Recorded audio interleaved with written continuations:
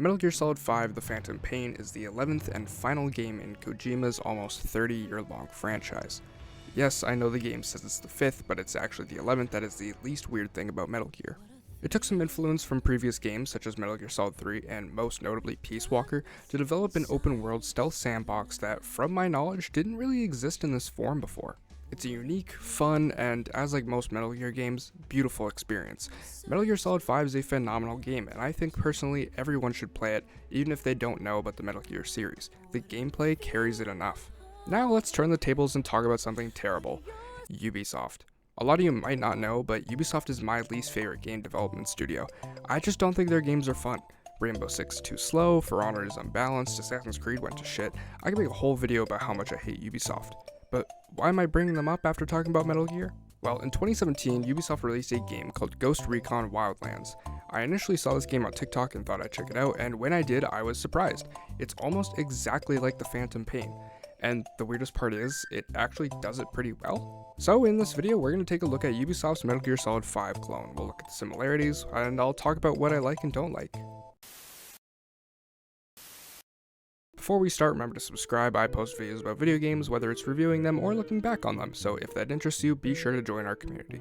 Also be sure to check out the second channel for variety gaming content for my live streams, and use code RatedEm for 10% off at w.gg, your home for a clean but powerful gaming energy mix. First, let's discuss Metal Gear Solid 5.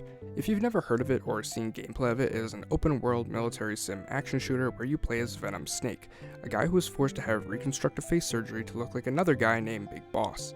Venom Snake is then told to run a PMC called Diamond Dogs while the real Big Boss does other errands. On top of micromanaging his small business, Venom Snake is tasked with investigating nuclear weapons in Afghanistan and some parts of Africa. But I'm not here to discuss story in this video, as both games' stories are different. However, it's the gameplay where similarities arise. In Phantom Pain, you can sneak around facilities, or mostly guard posts. You'll have 3 weapons to your disposal, as well as hand-to-hand combat tactics to achieve your goals, whether it's finding a blueprint for a new weapon to build back a mother base or rescue someone held prisoner, or just to recruit every enemy soldier by attaching balloons to them and having them fly back to your PMC base. Yes, you heard that right. These weapons are meant to be used sparingly, emphasized by small ammo counts as well as suppressors that wear down with every shot. You're not meant to run around with guns blazing. Every shot must be methodical. There's also plenty of tools for you to use to get the jump on your enemies. You can throw empty gun magazines to get their attention, distract them with inflatable decoys of yourself, or if you're wanting to sneak up on them in the shadow of the night, you can chief that elite sour sticky icky Zaza to skip time.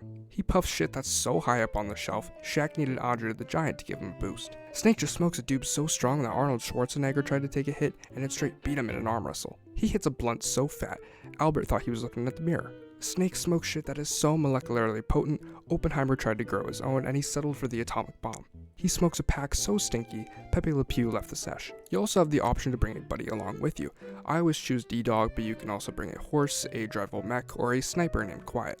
So, the main gameplay elements of Metal Gear Solid 5 are as follows: slow, realistic, methodical mil-sim stealth shooter gunplay, the ability to use tools to get the upper hand on your enemies, collecting resources to better your faction, yourself, or your arsenal, and having extra help in the form of the buddy system. Now, let's see how much Ghost Recon Wildlands matches up with it. Let's start with the gunplay. Wildlands is a little bit more lenient with running gun playstyles, but it's clearly intended for its players to mirror the every shot counts playstyle of the Phantom Pain. Suppressors don't break, thankfully, and ammo is more plentiful as well. Another thing I want to discuss is that all the guns kill in this game. In Metal Gear Solid 5, you'll get an exclusive ranking on missions for perfect stealth no kills, which I guess doesn't matter if you're not going for something like 100% completion, but Metal Gear has always kind of had an anti-killing message, so it just feels better not killing people. But in Wildlands, kill everyone. Hell yeah, America.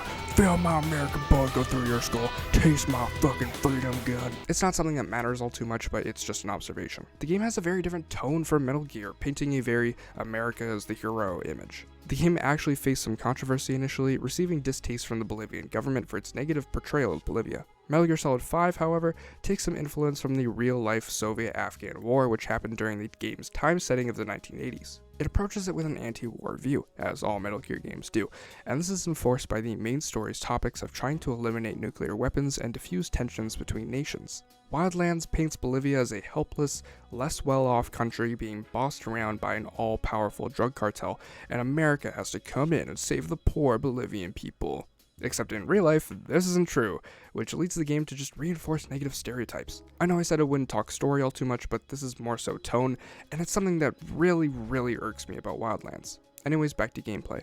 Similarly to Metal Gear Solid 5, you can carry 3 weapons, 2 primaries and a pistol. The thing with Ghost Recon, however, is you can modify which attachments are on your weapons, while in Phantom Pain, the attachments are predetermined. Another difference is that instead of leveling up an R&D team at your home base or finding blueprints to get more weapons, you'll have to find weapons around the open world to equip them. That's another thing too, in Wildlands you don't have a PMC to develop in your off time. You don't have to manage your defense team or R&D team or plan expansions to Mother Base. In Wildlands, everything you upgrade goes towards you and your squad mates. However, there is a rebellion you can help fund by collecting resources in a similar way to Metal Gear Solid 5. You can pick up intel technology, food, and of course, in a game about the American military, you can steal oil. Speaking of squad mates, that's Ghost Recon's answer to the buddy system. Instead of choosing a buddy before you enter the AO, you'll have the same team with you for the entire game. Personally, I'd rather Phantom Pain system. I legitimately felt like D-Dog was a pet and I cared for the little guy. In Ghost Recon Wildlands, who the fuck are these guys? Although I like Metal Gear Solid 5 system in terms of immersion, I like Ghost Recon more for the gameplay. You can have your squad mates take out enemies for you, or if you get spotted by an enemy, they'll take them out if you're late on the draw. However, I just don't find myself getting immersed with these stereotypical military men. Ooh raw all you want guys, but you will always be beaten by a horse for immersion. Another thing that Wildlands takes from Metal Gear Solid 5 is having multiple tools to get the jump on your enemies. You can use things like a drone to scout out areas, or a tarp to camouflage yourself to get the jump on cartel convoys. So let's take a look at our core Metal Gear Solid 5 gameplay elements again and see how they compare to Ghost Recon. Ghost Recon and Metal Gear Solid 5 still expect the military simulation style gameplay from its players. Ghost Recon is just a little bit more accepting of those who think the game plays like COD and allows players to play like that a little easier than Metal Gear Solid does. Both games feature tools to get the upper hand against your enemies, however, they aren't the same tools. You can collect resources for a faction in each title, but it's a lot more involved in Phantom Pain than it is in Wildlands. And finally, both games have NPC followers that help out the players. So is one of them better than the other? Personally, I think Metal Gear Solid 5 is the superior game. It makes you feel more powerful. Even when you bring a buddy along, you're doing a majority of the work when it comes to finishing your objectives. You're also the head of a PMC, and I think that only inflates the player's ego more, which is always a good thing in games. You want the player to feel like the hero, and I think Metal Gear Solid 5 does it really well. The game also just plays a lot more smoothly. The game runs at 60 FPS, which is a lot more pleasing to the eye. I did play the footage you're seeing on mouse and keyboard, but I did play the majority of the game with a controller, and from what I remember, it felt very smooth, as opposed to Ghost Recon, which feels very choppy and rigid. But again, that could be up to the frame rate. I also like the progression system in this game more than Wildlands. I'm happy with recruiting soldiers and collecting resources no matter where I am, and no matter what mission I'm doing, if I'm doing one at all. I don't like having to cross an entire map for an assault rifle as seen in Ghost Recon. And ultimately, I am also a little biased considering that Metal Gear Solid is my favorite game series of all time. But with all that said, that doesn't make Ghost Recon Wildlands a bad game. I'm actually really happy it exists. Once you've seen all the sights that Phantom Pain has to offer, there's a whole another game for you to check out that isn't all too different from the other, which is great considering how little games there are that are like Metal Gear Solid 5. Sure, there's games like Arma if you're looking for the military simulation experience, but those are not only super diehard in most cases, but they're also player versus player multiplayer. With these single player games, the player is free to play around in the sandbox at their own pace, which I think is a lot more enjoyable.